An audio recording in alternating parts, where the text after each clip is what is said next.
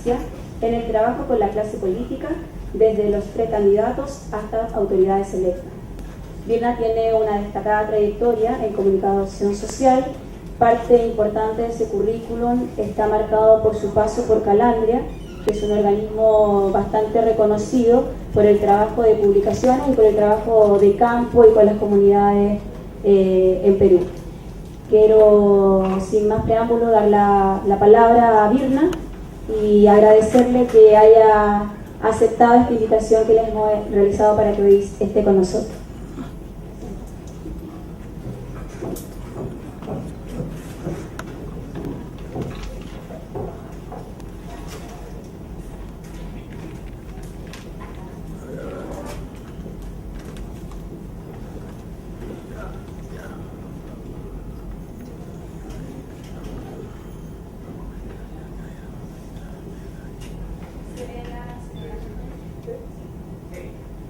Buenos días a todos. ¿Sí se escucha bien, cierto? ¿No? Porque no está ahí. Okay. Buenos días a todos. De verdad es bastante grato compartir este escenario con ustedes en la medida que hace, que será en el 2010, 2008 quizás, ¿no? Estábamos en la reunión de la UINS justamente, y se lanzaba el primer encuentro de comunicadores públicos, de comunicación pública, pero era súper interesante porque no solamente era a nivel de encuentro, sino se plasmó una red, ¿no? Y la verdad me motiva mucho que este espacio se siga dando y que a nivel de red se pueda mantener, ¿no?, una conexión dentro de los profesionales latinoamericanos que se mueven en las instituciones públicas, ¿no? Ciertamente, gracias Liliana, porque me has dado pie para poder mencionar a Calandria. Calandria es una institución en comunicación social que viene trabajando desde hace más de 30 años. Me asocian todavía y soy una Calandria, ¿no?, por extensión ya. Sin embargo, lo que quería mencionar y acotar aquí es que precisamente el trabajo, buena parte de lo que voy a presentar acá, obedece precisamente a ese proceso de reflexión continua, a ese ensayo-error, a esa construcción de un modelo que se afianza y se refuerza con teoría, ¿no?, y que finalmente marca una pauta de trabajo alrededor de las oficinas de comunicación social dentro de la gestión pública, ¿no? Bueno, sin más. Una de las cuestiones que siempre traemos a colación cuando hablamos de comunicación en el sector público es ¿qué es eso, ¿no?, de lo público?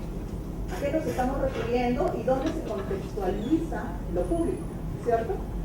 Entonces, genera así mucha confusión y genera también confusión en algunos sectores, y hay toda una discusión al respecto, ¿no? Que si la comunicación pública deviene de una orientación más política, y dentro de esta orientación política hay una especialización dentro de lo institucional. Pues bien, vamos a partir de esta relación de representación que existe dentro de la sociedad, ¿no? Ciertamente, el valor de representación política, ¿no?, está dado en esta relación que existe dentro de la esfera política a la esfera ciudadana, ¿cierto? Y existen dos tipos de relación que pudiéramos plasmarla o pudiéramos evidenciarla de esta manera, ¿no? Una representación más directa que se establece alrededor de las elecciones, de los procesos electorales, que marca una pauta, que tiene un ritmo, que tiene un nivel de construcción relacional entre representante y representado, ¿cierto? Y que marca temporalmente, básicamente, en el periodo electoral, ¿cierto? ¿No? Postelectoral, podríamos decir que está a partir del cargo electo y establece esa función de representación supuesta, ¿no?, de los partidos políticos hacia los ciudadanos a través de ese mandato. Sin embargo, está también esta institución de representación más mediada y donde los medios de comunicación emergen como un soporte para establecer ese nivel de relación, ¿no? Vamos a ir viendo precisamente cómo es que los medios de comunicación recogen, ¿no?, y apropian, ¿no?, ese valor súper fuerte, ¿no? Ya nos decía Bonilla, un teórico colombiano, ¿no?, donde lo político precisamente no está en la agrupación política en estricto, ¿no? No hay un ideal político, no, lo político está en todos nosotros y como parte de esa misma relación política, pues hay un grado intenso de conflictividad, un grado latente en todo caso de conflictividad. Decíamos que hay esa ruptura en el modo de representación porque sucede precisamente esta aparición de los medios de comunicación y en esta aparición de los medios de comunicación hay un conjunto de roles, ¿no?, que han resurgido y que han trastocado la relación representante-representado. Dentro del sistema político vemos que hay lógicas, ¿no?, que aparecen en este sistema político que se ve inmerso y se sustrae al sistema mediático. En esa sustracción al proceso mediático, al sistema mediático, ¿qué sucede? Entonces tenemos que actuar en la lógica de los medios de comunicación. ¿Qué significa esto? Que la campaña permanente debe estar instalada, ¿no?, como medida, como técnica, para poder establecer esa relación mediada con los ciudadanos, ¿no? Ustedes pueden ver en sus diferentes países que los espacios de encuentro, los mítines, ¿no?, las grandes encuentros en espacios abiertos y diálogo directo con la población cada vez se viene menos y ingresa medios de comunicación, redes sociales, plataformas virtuales. Por lo tanto, el político tiene que entrar en esa lógica de producción de contenidos, ¿no?, para poder establecer la relación con los ciudadanos, ¿no?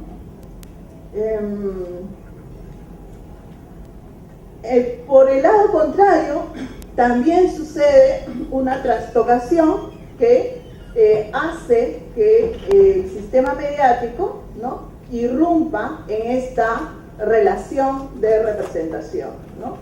Tenemos periodistas o medios que migran a asumir un rol político, ¿no? Si bien como actor político propiamente dicho, puede tener una posición política, lo cual implica arrogarse el modo de representación. No estoy deslegitimando en todo caso el valor que pueda tener el medio de comunicación en ofrecerse como canal, ¿de acuerdo? Sino estamos recolocando cómo están las situaciones y las relaciones en este momento, ¿no? En todo caso, este rol de los medios de comunicación tiene los matices y podemos hablar hoy en día de una actuación política del medio de comunicación, como podemos hablar de mediocracia en el sentido de es el medio de comunicación o los medios de comunicación en todo caso que marcan la pauta o los lineamientos de conducción en el escenario, ¿no? Y por lo tanto la agenda mediática prevalece o influye en las decisiones locales, ¿no? Creo que no estoy diciendo nada nuevo, ¿no? en los países. Sin embargo, por ejemplo, en Perú podemos ver, o en el gobierno pasado, era muy frecuente ver cómo se sondeaba mucho la agenda mediática, se lanzaba una propuesta política desde el sector político a manera de pesca, ¿no? Recogía la agenda mediática y en la medida que eso se posicionara, entonces se volvía a marcar para establecer una política pública, ¿no? Que era un poco el juego que aparecía. ¿Por qué? Porque ciertamente es el reflejo de la opinión ciudadana, pero también es cuánto el medio de comunicación aparece como influyente, ¿no? O arrastre de la corriente de opinión. Hemos visto a lo largo de la historia, por otro lado, cómo este modo de representación ha aparecido, ¿no? A través de diferentes productos o íconos, ¿no? Que existen dentro de esta sociedad. Y es que si antes autoridades monarcas, ¿no? La representación estaba ligada mucho a la imagen, ¿no? A una producción simbólica, que esto aparecía con los ciudadanos, ¿no? O sea, en la moneda aparecía la figura del monarca y cómo esto establecía un nivel de código, ¿no? Junto con el ciudadano. A lo largo de la historia van apareciendo esas formas, van modificándose esas formas simbólicas de representación, ¿no? Que establece la autoridad con el ciudadano. Pues hoy pasamos a ver que esa forma de producción simbólica ha variado y se ha instalado en los medios de comunicación y en las redes sociales, ¿no? Finalmente, y a partir de todo esto, entonces, ¿qué es lo público? ¿No? Si estamos hablando de que en esta relación representante-representado, ¿no? Hay una trastocación de roles, si hay un cambio en la producción simbólica de contenidos para establecer la relación con los representados, entonces, ¿dónde se queda lo público? ¿No? ¿Lo público se queda en lo estatal? Pues no, ¿no?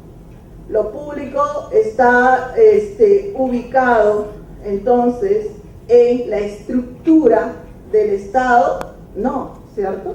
¿No? Entonces, lo público, finalmente, regresamos a resituarla para ubicarla como un espacio de convivencia sociopolítica, ¿no? Y en este espacio de convivencia sociopolítica emergen diferentes actores. Actores políticos, actores mediáticos y ciudadanos y actores de la sociedad civil, obviamente. En esta relación que hay entre este tejido, ¿no? Hay múltiples y variadas relaciones, valga la redundancia, ¿no? Para establecer mensajes de ida y vuelta. En ese espacio es donde emergen, ¿no? Los objetivos comunes de desarrollo. En ese espacio emergen los encuentros y los desencuentros.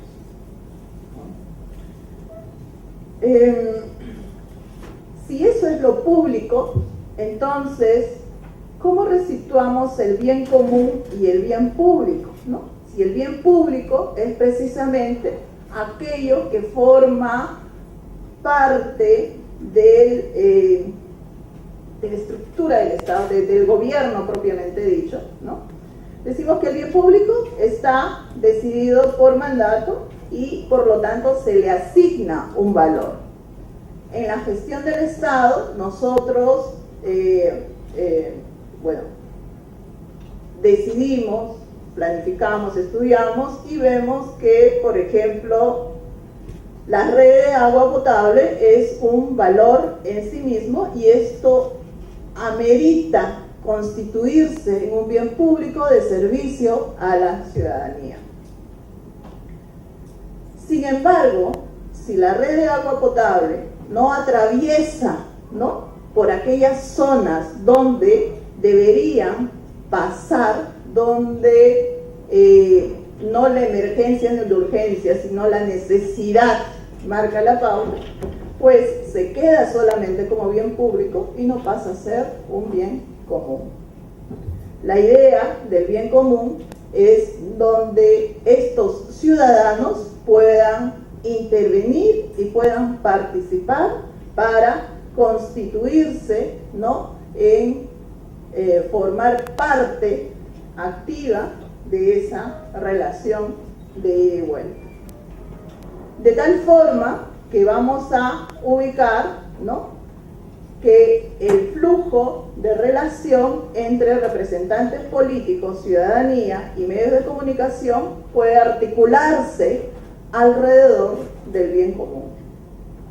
¿De acuerdo? ¿Cómo se traduce esto en la práctica comunicativa, ¿no? ¿Cómo se inserta esto en la práctica del día a día, desde la comunicación? ¿Cómo lo llevamos adelante, ¿no? Pues de manera mucho más práctica y concreta vamos a ver que si hay una demanda, ¿no?, desde los representantes políticos a los medios de comunicación, las estrategias van a ir por el lado de la difusión y de la sensibilización. En cambio, si vamos a plantear, ¿no?, una relación desde los representantes políticos a la ciudadanía, la relación básicamente es de persuasión. Decía Mayón, ¿no?, que no hay forma de llegar a los ciudadanos y de construir valor público si es que no hacemos uso de la persuasión como herramienta, ¿no?, y de la argumentación como herramienta para poder llegar a la ciudadanía y por lo tanto legitimar la política pública. Por otro lado, la ciudadanía y los medios de comunicación hay una relación de ida y vuelta, ¿no? Y allí estamos hablando de una relación no solo de demanda de información, no solo de oferta de información. Estamos llevando también una relación en la que hará posible la fiscalización, la vigilancia, ¿no?, y el seguimiento a los representantes políticos.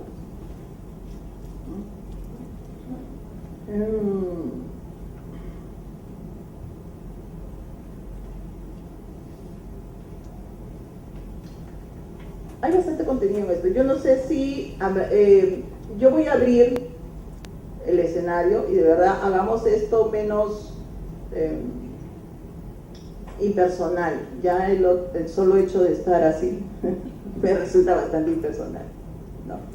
Entonces, yo les voy a pedir y me voy a atribuir esto, de que en cuanto quieran interrumpir, por favor, interrumpan, ¿no? Se agradecen los comentarios, preguntas, opiniones, diferencias al respecto. Porque la idea es que justamente, y el planteamiento de aquello, de esta propuesta, es cómo el debate, el diálogo, ¿no?, hace posible que suceda esta identificación de valor público. Porque el valor público, precisamente, apuesta por identificar dónde está el bien común, ¿no?, dónde aparece, dónde se oferta el bien común. ¿Podemos los comunicadores establecer las condiciones apropiadas para poder identificar el bien común? Porque de eso se trata el valor público. Hay un concepto en la gestión pública que precisamente, ¿no?, nos dice que la nueva corriente del management, ¿no?, de la gerencia pública, ¿no?, debe trabajar en orientación al valor público. Y aquel funcionario que no trabaje en orientación al valor público, entonces está desdiciéndose de su rol, ¿no?, como trabajador público. Esta es una ventana, ¿no?, una ventana abierta, es una oportunidad para nosotros los comunicadores. ¿Por qué? Porque implica que como comunicadores, ¿no?, hay una necesidad de ganar espacio primero dentro de la institución, porque la comunicación no es, ¿no?, solamente difusión e imagen dentro de la gestión de gobierno. O sea, implica también cómo apuesta y cómo lleva adelante ese proyecto político ciudadano, ¿cierto? Entonces, generar las condiciones para abrir estos espacios de apuesta por el desarrollo, de apuesta por un proyecto público-político, de apuesta, ¿no?, por la generación de objetivos comunes, hará posible que nos insertemos y que podamos trabajar, ¿no?, en esta definición de comunicación pública que venimos trabajando.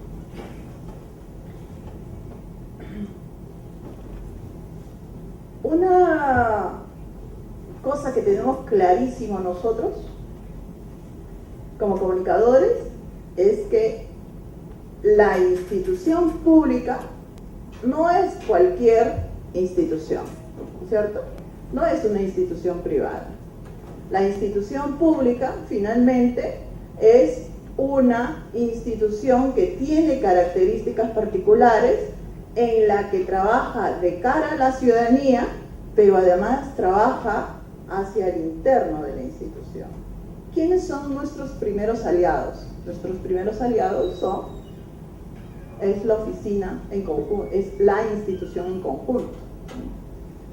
El ciudadano que mira de la institución, no mira al comunicador o no mira la oficina de comunicación, ¿no? Está mirando la institución. De parte de la unidad de comunicación hará posible que solamente, o sea, solos, ¿no?, puedan establecer ese reflejo, esa imagen favorable hacia los ciudadanos. Es difícil, es imposible, ¿no? Entonces, eso implica, ¿no?, que será necesario trabajar desde el interno de la institución. Hay 3 incentivos de gestión comunicativa que ayudan en esa tarea, ¿no? Y estos incentivos, 1, movilización de afectos. ¿Cómo hacemos posible que este ciudadano pueda conectarse con el proyecto político que se está llevando adelante?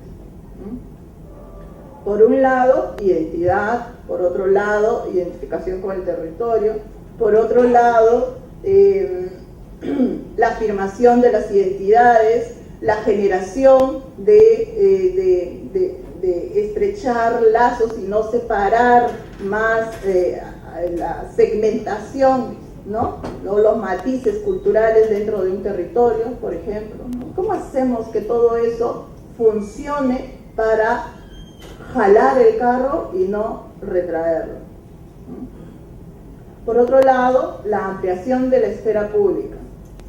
¿Cómo hacemos posible, ¿no?, que existan más espacios de encuentro donde coincidamos sobre aquellos temas que no ingresan fácilmente a la agenda mediática, y que esos temas son prioritarios, ¿no?, de discutirlo, de generar corrientes de opinión y a partir de allí tomar decisiones? ¿Cómo hacemos eso? Y finalmente, este otro incentivo, le llamo incentivo porque finalmente son los que nos permitirán dinamizar la comunicación en el territorio, ¿no? qué canales de comunicación podemos establecer. Y que cuando hablo de canales no me refiero en estricto a los medios de comunicación o al uso de las redes sociales, sino también al uso de los espacios públicos, ¿no? ¿Dónde están esos espacios públicos de encuentro? ¿Cuáles son las lógicas que se mueven alrededor de estos espacios públicos? Y que estos espacios públicos permitan construir una apuesta y un proyecto de desarrollo. Entonces, visto así, vamos a encontrar, ¿no?, la dimensión comunicativa en lo público, y que esta dimensión comunicativa en lo público forma parte del proyecto, ¿no?, de la institución para plantear una estrategia de comunicación eficaz, eficiente, pertinente. Credibilidad y confianza son dos valores prioritarios, ¿no?, que se ofrece desde la campaña de gobierno, que se esfuerza por mantener dentro del periodo de gobierno, que se usa para trabajar nuevas estrategias. ¿Qué es lo que finalmente una autoridad siempre está demandando? Vamos a recuperar la confianza de nuestro pueblo, ¿no? Eso es muy común, ¿cierto? Muy frecuente. Y cuando falla algo, ¿no?, ¿qué aparece? No, es que ha fallado la comunicación. ¿Y ha fallado la comunicación a nivel de difusión? ¿Realmente la población no conoce, no está informada, no maneja? ¿O qué etapa del proceso comunicativo es que ha fallado? ¿No? Entonces eso amerita que efectivamente, como comunicadores, necesitamos, ¿no?, trabajar un plan mucho más fino, acucioso, detallado, para poder intervenir, no reactivamente, sino intervenir, o sea, no solamente cuando aparece la crisis, ¿no?, sino intervenir en todo el proceso, apostando por un proyecto político ciudadano.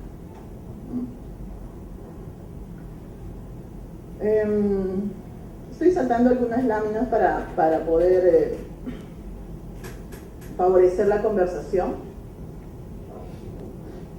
pero me gustaría fijar en tres cosas y cerrar quizás con estas tres cosas, ¿no? Y es que una tarea fundamental, ¿no?, dentro de esta propuesta, ¿no?, dentro de este trabajo que vienen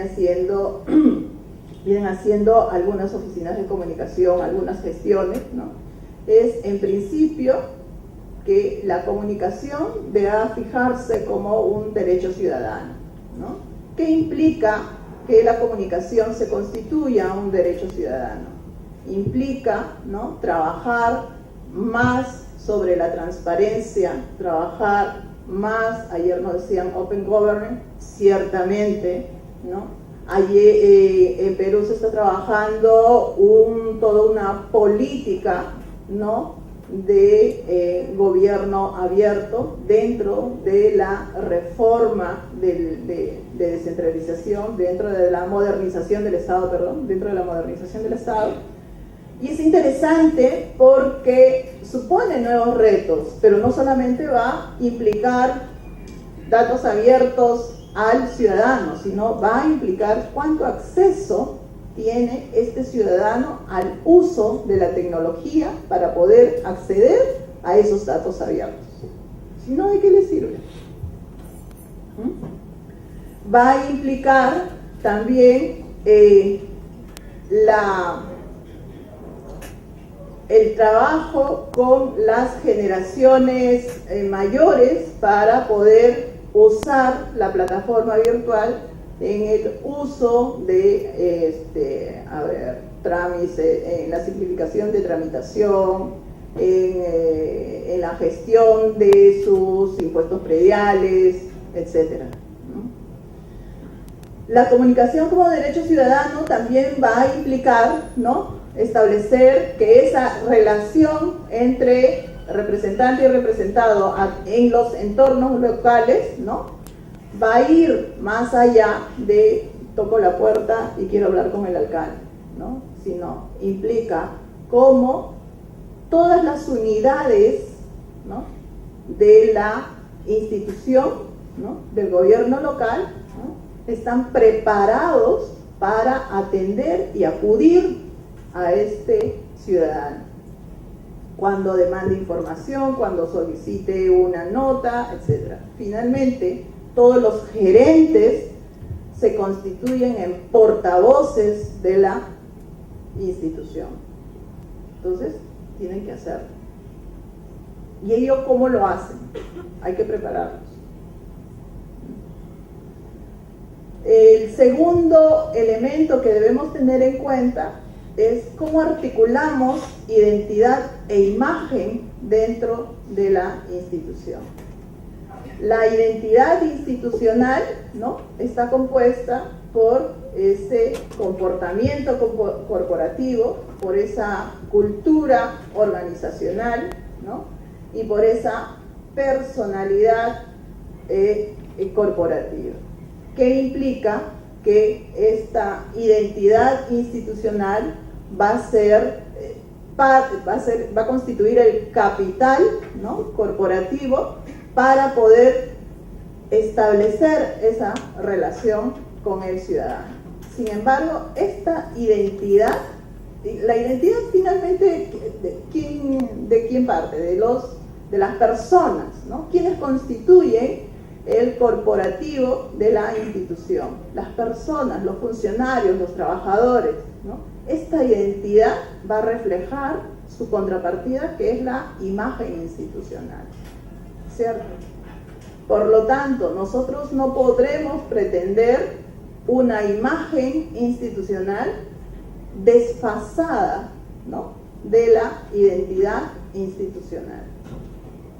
Viene junta, ¿no?, viene pegada.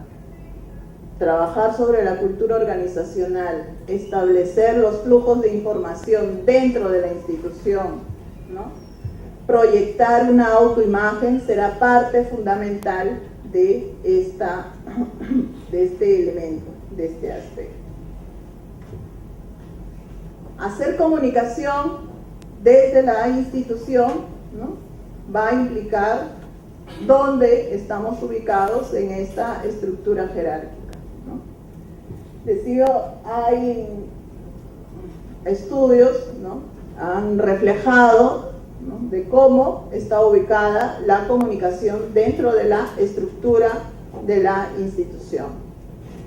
Por un lado, si está en el mando intermedio,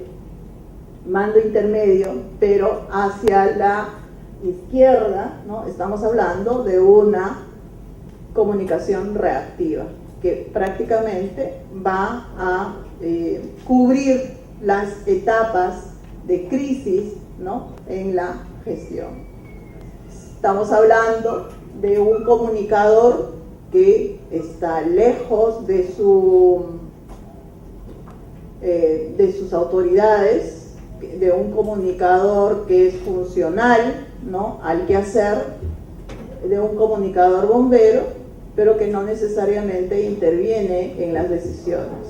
Hace su chamba, la hace bien, pero tiene un techo que no le faculta, ¿no?, incidir en la política pública, ¿no?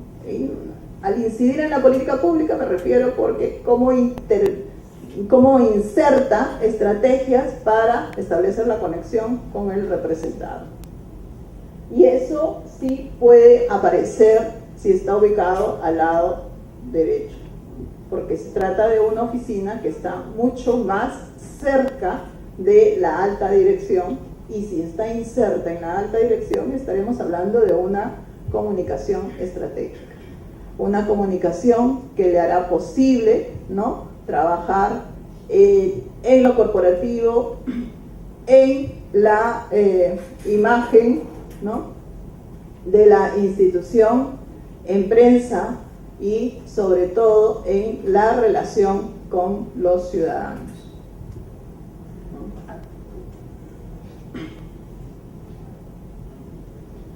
Hay 3 casos que hicieron posible, que me gustaría compartirlos y que reflejan un poco cómo es que ha venido funcionando este esquema, ¿no? Y es cómo, cómo interviene la comunicación en la orientación de la política pública, ¿no? En una región de San Martín se identifica la preocupación fuerte de las mujeres sobre cuáles son los principales problemas que a ellas les aquejan. Estas mujeres organizadas constituyen una agenda de género. Esta agenda de género, además, como resultado de todo un proceso de consulta, de discusión interna, de ir a los medios, de colocar en discusión en diferentes espacios, finalmente son 10 puntos, ¿no?, en la agenda de género. Esta agenda de género es presentada al gobierno regional. El gobierno regional la acoge, ¿no?, y finalmente se instala la oficina, ¿no?, la gerencia, ¿no?, de asuntos de género en la región, y desde allí comenzar a trabajar específicamente el tema de violencia doméstica, que era uno de los primeros puntos.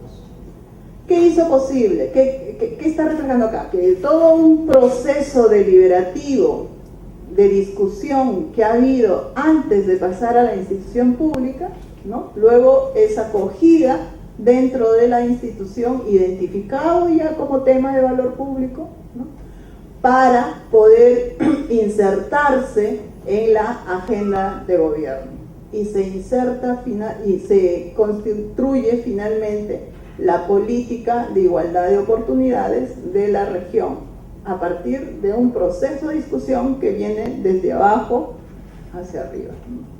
Digamos que el acompañamiento en esta etapa primera, y luego en la preparación del equipo de gobierno para hacerse cargo de este tema, y luego trabajar con las lideresas, ¿no?, hace posible que se pueda implementar la política pública, ¿no? Estamos hablando de un proceso de agendización hasta la política pública.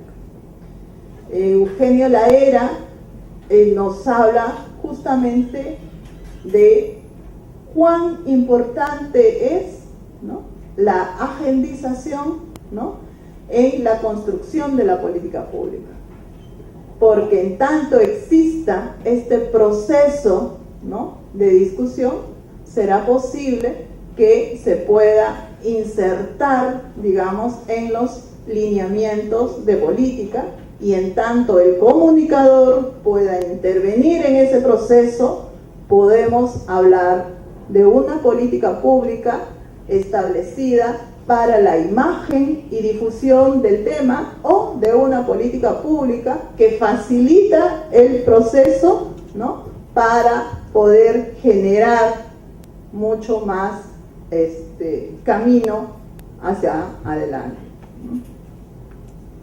El siguiente caso, ¿no?, es a partir de los procesos de presupuesto participativo y la planificación concertada, ¿no? Entonces, como en el proceso, en ambos hay discusión, ¿no?, alrededor de ello. Sin embargo, con sus más, con sus menos, podemos discutir sobre la eficacia y la pertinencia del presupuesto participativo inclusive, ¿no? Sin embargo, lo importante es cómo apostamos en facilitar las condiciones para que este grupo ciudadano, ¿no?, luego de un proceso de discusión, pueda encontrar, ¿no?, cuáles son los temas de agenda común, cuáles son las prioridades de desarrollo. Si ni siquiera podemos ponernos de acuerdo sobre ese proyecto común, entonces ¿de qué estamos hablando?, ¿no? Si el presupuesto participativo se va a atomizar en la repartija de arréglame la vereda, arréglame la cuadra, hazme mi tapa el bachecito de mi cuadra, entonces ¿de qué proyecto político territorial estamos hablando? Facilitar comunicativamente el proceso desde la discusión, primero, la ampliación de participación en el presupuesto participativo, de la intervención en las prioridades de desarrollo, de la consulta sobre estos resultados, de la difusión sobre los resultados para que la visión sea apropiada por todos los ciudadanos, la visión de desarrollo, pues hará posible caminar en este proyecto común, en este proyecto de desarrollo con valor público. Y finalmente están los casos que en la conducción de gobierno se instala la necesidad de trabajar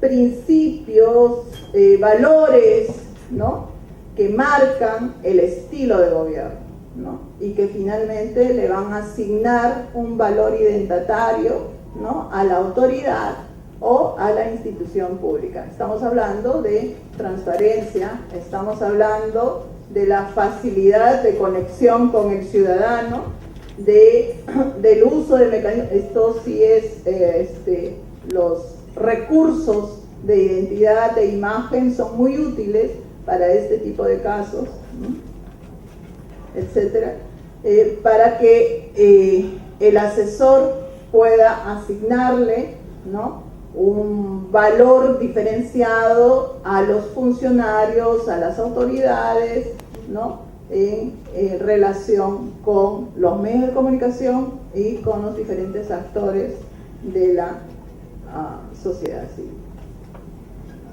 Entonces, ¿de qué estamos hablando? Pues de intentar caminar hacia una política pública de comunicación. Necesitamos una política pública de comunicación. Necesitamos construir cuál es esa política pública de comunicación en nuestros territorios. ¿Cómo es que se va a hacer la comunicación? ¿Se va a construir de imagen, de lineamientos de imagen? Sí, puede ser. ¿Se va a construir de diseminar información sobre el quehacer de la institución? Puede ser. Termino. Se va ¿no?, requerir, ¿no?, de valores propios de la institución también. Lo cierto es que necesitamos tener en cuenta, uno, que la política necesita despersonalizarse. Dos, que el mensaje debe trabajarse, ¿no?, a manera de cómo contar esas decisiones políticas, ¿no? Las decisiones políticas son las que marcan la política pública. Entonces, finalmente, la comunicación, ¿qué es finalmente? Es saber contar historias, ¿cierto? Entonces, ¿cómo puedes contar historias de manera más lúdica, creativa, fácil y partiendo del conocimiento ciudadano? Pues ese es el núcleo para armar el mensaje. 3, que necesitamos que la imagen sea construida de la identidad propia y no desligada de una identidad, porque si no estamos hablando de una esquizofrenia tal, ¿no? Necesitamos conocer mucho más a nuestros públicos. No es la masa, ayer nos hablaban de segmentación del público, nichos de público, efectivamente de eso se trata, ¿no?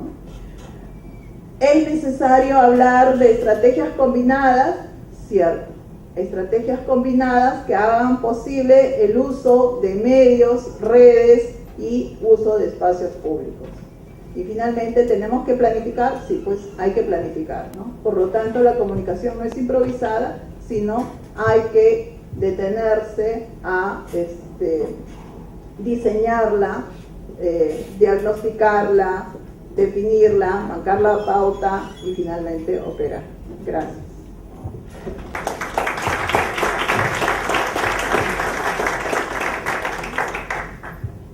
Quería hacerte dos preguntas. Si la política pública debe ser descendente, es decir, desde el gabinete de presidencia debe bajar al gabinete autonómico y luego al gabinete municipal. Y segundo, y en lugar de salir a una actriz a hablar, le pone una pantalla y pone un vídeo grabado? ¿Cómo se empata? Parece que tenemos una visita inesperada. Debemos tener presente que hay un nivel de, no digo improvisación, sino hay un nivel, pues, ese compromiso político va a hacer que exista un margen, ¿no?, dentro de esa política. Comunicación pues no la ha previsto, ¿no? ¿Cierto? No ha previsto que pudiera aparecer, ¿no?, un conjunto de actividades alrededor de ello. No lo va a hacer solamente desde el área de comunicación, ni lo va a hacer solamente desde el área de desarrollo urbano, ¿cierto? Sino hay allí una confluencia de especialidades para desarrollar esta experticia y este saber. Y obviamente ingresa también participación ciudadana y planificación permanente. Eso depende del tipo de sistema de gobierno que tú tengas, porque si es un sistema democrático, la participación es importante, pero si es un sistema autocrático, tiene en forma descendente, de arriba hacia abajo. Ciertamente, sí. Finalmente, justo ahora en la mañana conversábamos política, ¿no? Y la comunicación en el entendido de que implica, ¿no?, toda una capacidad, ¿no?, del gobierno para poder establecer la relación con los gobernados, digamos. O quiera establecer una mayor o mejor relación con los ciudadanos, pues hará posible. Pero por otro lado tenemos también una cosa a nuestro favor, y es que la comunicación se ha ido posicionando con el pasar de los tiempos. Sin embargo, hay un desconocimiento de comunicadores para la gestión pública. Y en ese comunicadores para la gestión pública debemos tener claro que hay etapas en las que...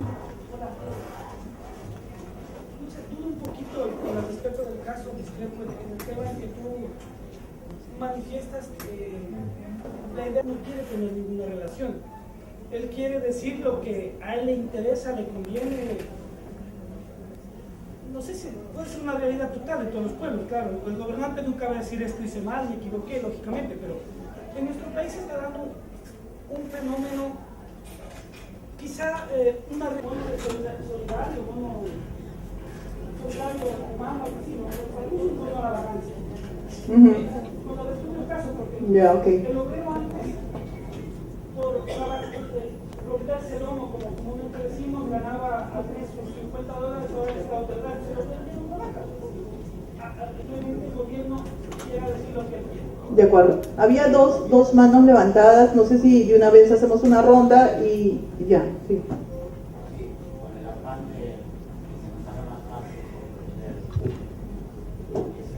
Ser un referente muy importante y más para los que desconocen la situación de nuestro país, pero que es muy parecido a toda la situación de América Latina. Este libro se publicó este año y para mañana lo vamos a tener promoviendo allá en la Ciudad del Saber. El costo son 12 balboas, es un costo bastante equilibrado, equitativo, así es que para que puedan tener acceso a él, y no voy a hablar de este tema porque nada que ver, ¿no? Pero muchas gracias.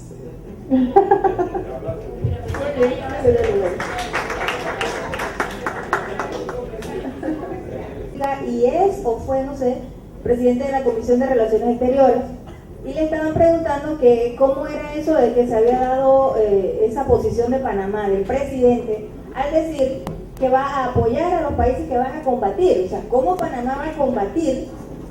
¿De qué manera lo va a hacer? Si es solamente una parte de apoyo. Pero a lo que voy a lo siguiente, o sea, una decisión presidencial de esa naturaleza, con relación a nosotros que ni siquiera ejército tenemos, ha creado una confusión, miedo, estrés, incertidumbre en los ciudadanos, e inmediatamente las redes se dispararon en contra de eso, de que nos van a fulminar. Dice que sacaron, no creo cierto, no voy a decir si es cierto o falso, que ya ahí se mandó un comunicado que Panamá se prepare, que ellos nada más no saben dónde estamos, pero que conocen a Roberto Durán y que ellos no le quieren hacer daño a Roberto Durán. Entonces imagínense ustedes la magnitud de la situación, ¿no? O sea, ¿por qué se toman decisiones de esa naturaleza? O sea, así a la no consulta, porque eso es una cuestión bastante dura. Miren lo que pasó en Francia. Todos sentimos lo que le sucedió a Francia, fue muy doloroso y todo. Pero imagínense Francia comparada con Panamá. Sin duda, sí. No, acá cerramos.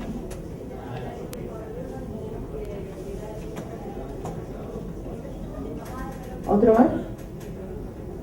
Sí, muy cortito porque tiene que ver con un comentario que hizo acá el compañero.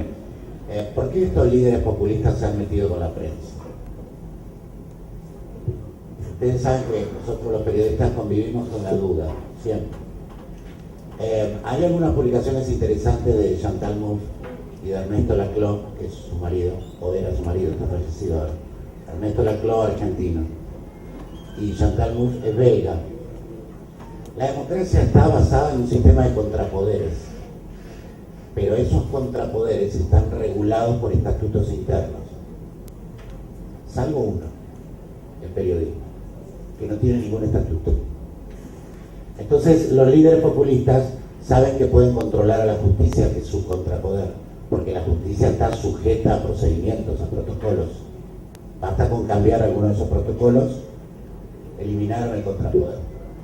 Saben que el Congreso es su contrapoder, pero como también está sujeto y reglamentado, los presidentes saben que desde el poder político y desde la caja política pueden regular ese contrapoder. Pero la democracia es tan inteligente, es tan pícara, ha tenido tan buen olfato, que ha instalado un contrapoder sin regulación alguna para que pueda controlar a todo el resto. Y eso es la prensa. Cierto, pero también, y para cerrar ahí, porque ya nos están apurando para poder salir, ¿no? Para cerrar ahí, precisamente Chantal Mouffe, ¿no?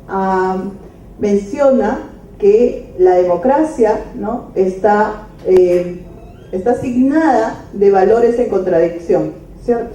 Y estando asignada de valores en contradicción, ¿no? Ella nos propone pasar de esa propiedad antagónica de la democracia, ¿no? A una fase agónica. ¿Qué significa esto? Significa que precisamente lo que antes mencionaba, ¿no? Lo que sobra frente a lo que no sobra, dónde está el justo medio y dónde es que construimos y trabajamos desde la comunicación para emerger ese contenido dentro de la política pública. Ciertamente la política pública necesita del aval político, ciertamente, pública de comunicación, toda la política pública en general, ¿no? Necesita del aval político. Sin embargo, requiere de una experticia donde todas las especialidades conjugan, las especiales de la institución y de su conjunto de asesores, para no meter la pata en tamaña manera. Porque esa no es es más que una anécdota, porque eso sucede en toda nuestra América Latina. Y para muestra están los twitters de nuestros políticos. Miremos los twitters de nuestros políticos y son deslices porque reaccionaron inmediatamente sin haber sopesado políticamente qué implicancias podría tener, ¿no? Y yo lo dejo ahí porque tenemos una visita muy agradable, creo. Muchas gracias.